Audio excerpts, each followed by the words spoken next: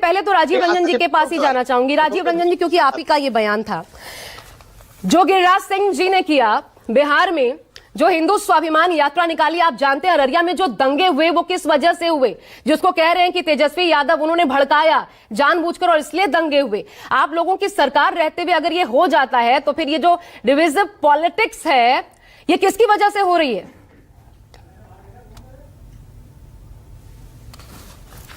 एक बात मैं सबसे पहले शुरू करूंगा। ऑनरेबल सुप्रीम कोर्ट ने 21 अक्टूबर को सुब्रमण्यम स्वामी जी की याचिका पर जो मौखिक तौर पर अपने ऑब्जर्वेशंस जो दिए, उसमें सेक्युलरिज्म को कॉन्स्टिट्यूशन का इंटीग्रल पार्ट उन्होंने बताया। और भारत की यही खूबसूरती पूरी दुनिया में उसे दुनिया के अन्य मुल्कों से अलग करती है। हिंदू हो या मुसलमान, जैन हो, सिख हो, पारसी हो या किसी भी धर्म को मानने वाले धर्मावलंबी, अगर इस देश में वो सदियों से रहते आए हैं तो एक दूसरे के त्योहारों, उनके रीति रिवाजों का सम्मान करते हैं, उसमें शामिल होते हैं। और इसीलिए ये जो बहुरंगी संस्कृति है, इसको लेकर पूरी दुनिया ने भारत को सराहा है। हम विश्व गुरु होने की बात करते हैं और निसंदेह अगर ये गुरुतर जो दायित्व तो पूरा विश्व अगर हमारे कंधे पर देने की बात सोचता है तो वो मानता है कि जब कई तरह की संकीर्णताओं से दुनिया जूझ रही हो तब भी इस देश ने बराबर विरासत, संस्कृति और परंपराओं की राह पर चलकर अपनी एक मुकम्मल राह तय की और उसी पर हम आगे बढ़ते गए। और एक बात मैं जरूर कहना चाहूंगा, इस देश में केवल चंगेज और हम तैमूर या गजनी या गौरी की बात नहीं कर सकते हैं। इस देश में हम ब्रिगेडियर उस्मान की कुर्बानियों को कैसे भूल जाएं कि हिंदुस्तान की आजादी के तुरंत बाद कश्मीर पर जब कबायलियों का आक्रमण हुआ, कश्मीर ने भारत से मदद की गुहार लगाई। उस ब्रिगेडियर उस्मान की कुर्बानी कश्मीर की हिफाजत के लिए एक बड़ी कुर्बानी है। 1965 हवलदार हमीद, उसके बाद देश के अल्पसंख्यकों में सबकी बात करूंगा, चाहे वो अच्छी बातें तो हम कर लेते हैं, आप बिल्कुल सही कह रहे हैं। शेखों से थोड़ा सा आपको इंटरप्ट कर रही हूँ, मैं आपको बता रहा हूँ। लेकिन सुनिए सर, एक बात बताइए आशा जी, आपने काफी लंबा समय अभी पूर्व के पैनलिस्ट को दिया है, मैं आपको आप ही से सवाल ले सुन लीजिए। अगर ये बताइए, रथ यात्रा से माहौल बिगड़ता है और रातों रात ऐसी किसी रथ यात्रा को रोका जा सकता है तो अररिया में आप लोग दंगे कैसे होने देते हैं? क्यों हिंदू स्वाभिमान यात्रा को रोका नहीं गया? और वो भी तब जब ऐसे बयान एक के बाद एक। मैं आपकी बात का जवाब दे देता हूं। देखिए, सबसे पहले मैंने क्यों ये जरूरी बातें कही कि इस देश की आज की पीढ़ियों को ये समझना जरूरी है कि सैम मानेकशॉ क्या थे, वो पारसी थे। लेफ्टिनेंट जनरल जो जगजीत सिंह अरोड़ा थे वो सिख थे। इन दोनों ने न केवल इंदिरा जी को वो श्रेय जाएगा, इन दोनों जांबाज जो सैन्य जो मिलिट्री लीडर्स थे उनकी अगुवाई में बांग्लादेश बना है।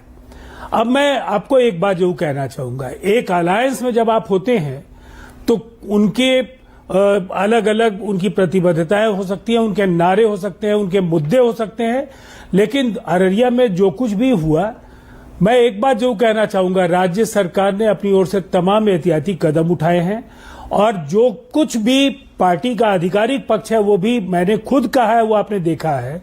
और मेरा कहना उतना महत्वपूर्ण नहीं था जितना भारतीय जनता पार्टी ने भी कहा। उन्होंने कहा कि ये उनकी निजी यात्रा है, पार्टी का इससे कोई लेना देना नहीं है।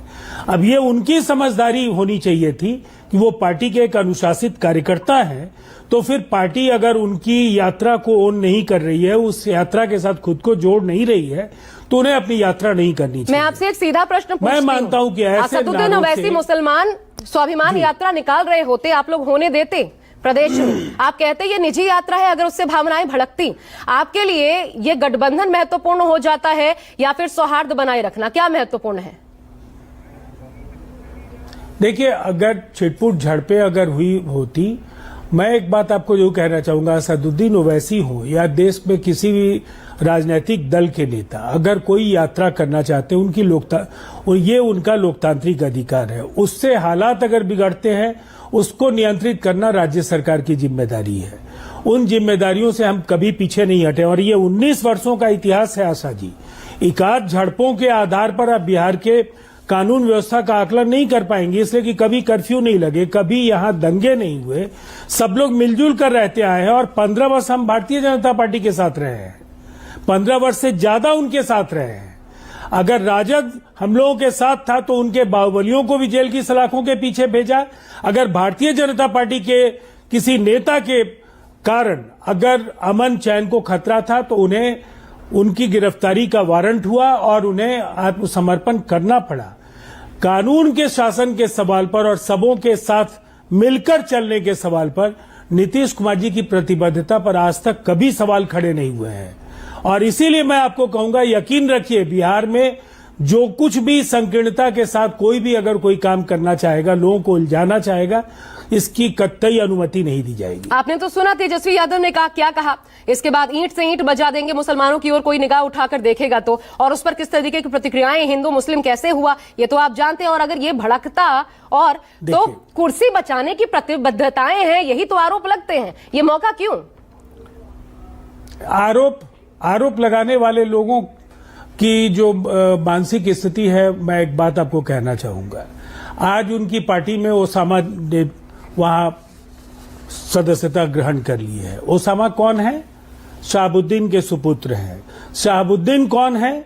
बिहार के इतने बड़े आतंक शहाबुद्दीन को लेकर लालू जी और तेजस्वी जी कोई भी व्यक्ति, बिहार का जो 90 से 2005 का जो दौर है, जिसने बिहार को पूरे हिंदुस्तान में एक ग्लानि का प्रतीक बना दिया था। बिहार के लोग जिन स्थितियों का सामना कर रहे थे, इलाकाई जो समानांतर सरकारें थी, जो कबीलाई संस्कृति थी, बाहुबलियों की जिस तरह से उनकी धमकियों के आधार पर फैसले होते थे, फिरौतियों के मामले सत्ता के शीर्ष पर निपटाए जाते थे, वो क्या नसीहत देंगे? तेजस्वी यादव बिहार की कानून व्यवस्था या बिहार में मुसलमानों की हिफाजत के लिए ओसामा का इस्तेमाल करेंगे?